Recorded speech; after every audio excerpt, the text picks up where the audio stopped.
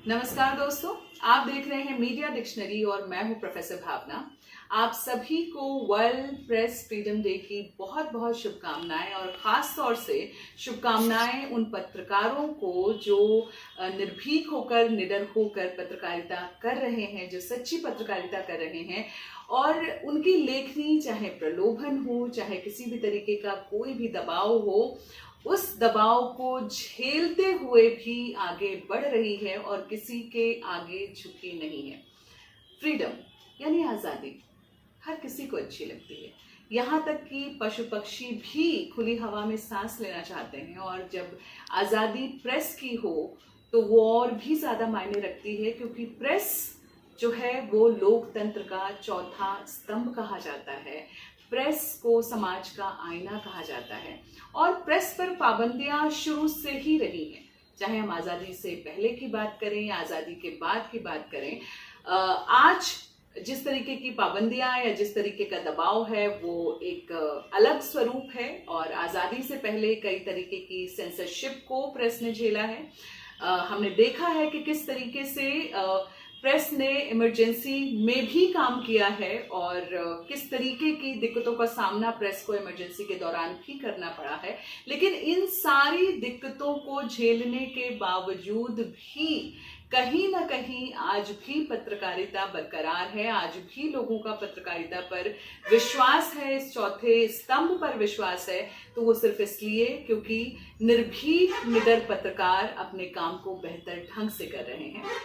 और आज का दिन हमें ये बताता है कि पत्रकारिता का या फिर प्रेस का स्वतंत्र, आत्मनिर्भर होना, निष्पक्ष होना कितना जरूरी है।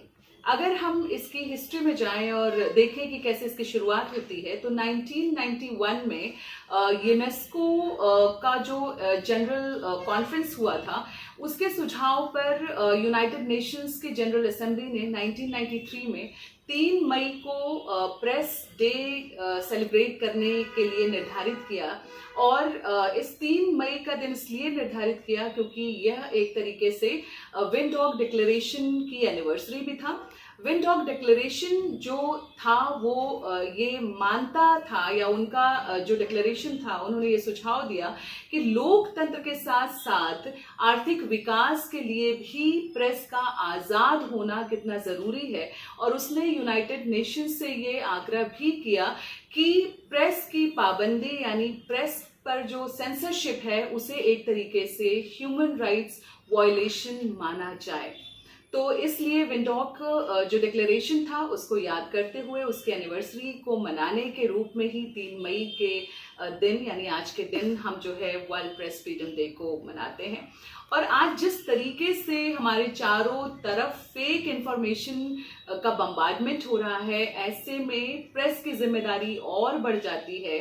उसका निष्पक्ष होना, उसका तटस्थ होना और भी महत्वपूर्ण हो जाता है, क्योंकि ये जो फेक इंफॉर्मेशन है या फिर अगर हम आर्टिफिशियल इंटेलिजेंस की बात करें तो ये AI टूल्स और इन सारी चीज़ों के जरिए एक तरीके का फेक प्रोपेगेंडा, या फिर आप अगर पार्टिजन मीडिया की हम बात करें तो इन सारी चीज़ों को हम एक चुनौती की तरीके से देख रहे हैं। इसलिए ऐसे में प्रेस का स्वतंत्र होना, निर्भीक होना बहुत ज़रूरी है और एक स्वस्थ लोकतंत्र के लिए स्वच्छ, निर्भीक, आत्मनिर्भर प्रेस का होना बहुत बहुत ज़रूरी है।